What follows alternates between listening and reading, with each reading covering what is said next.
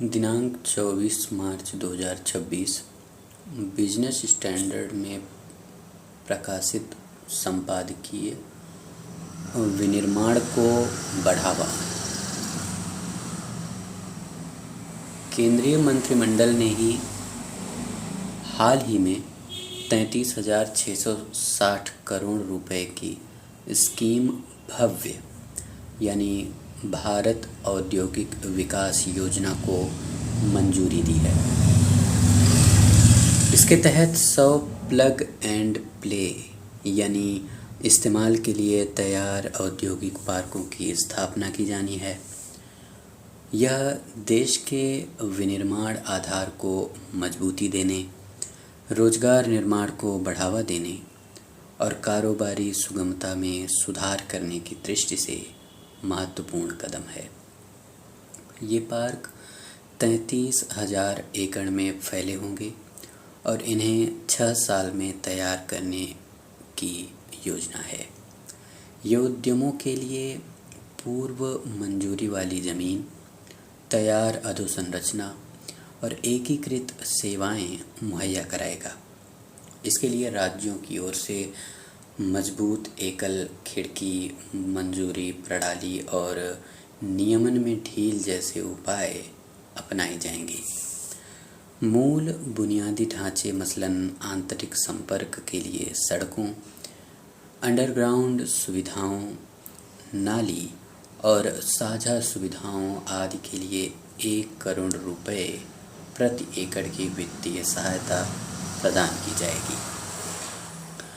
अनुमान बताते हैं कि इससे करीब 15 लाख प्रत्यक्ष रोजगार तैयार हो सकते हैं और क्लस्टर आधारित विकास के जरिए घरेलू आपूर्ति श्रृंखला मजबूत हो सकती है।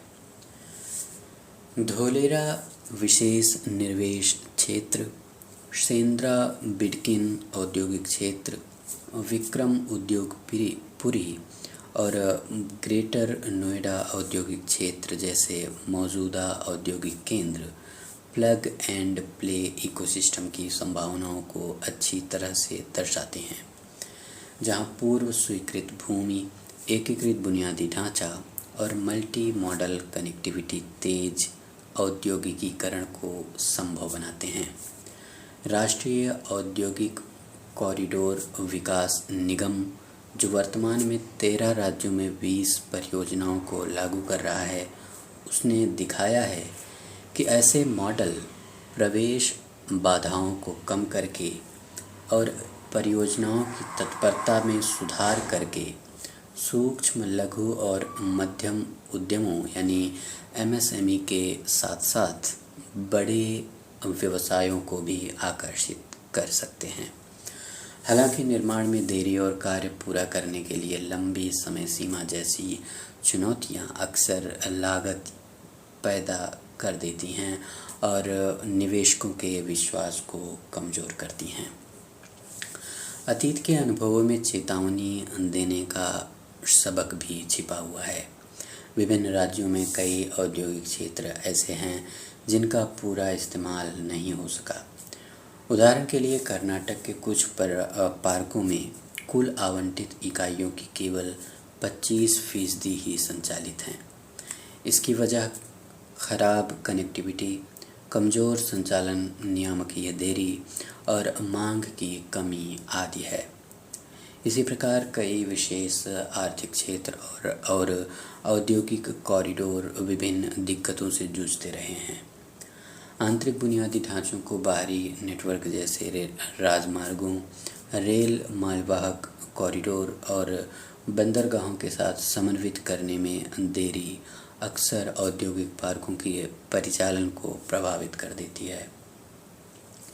भूमि और बुनियादी सुविधाएं तैयार होने पर भी कंपनियों को बिजली, पानी और डिजिटल कनेक्टिविटी तक भरोसेमंद तरीके से पहुंचने में रुकावटों का सामना करना पड़ता है, जिससे परिचालन लागत बढ़ती है और प्रतिस्पर्धात्मकता में कमी आती है। यह दर्शाता है कि कारोबारी सुगमता केवल नीति निर्माण का विषय नहीं है, बल्कि ज़मीनी स्तर पर निरंतर क्रियान्वयन और विभिन्न एजेंसियों के बीच समन्वय का भी है।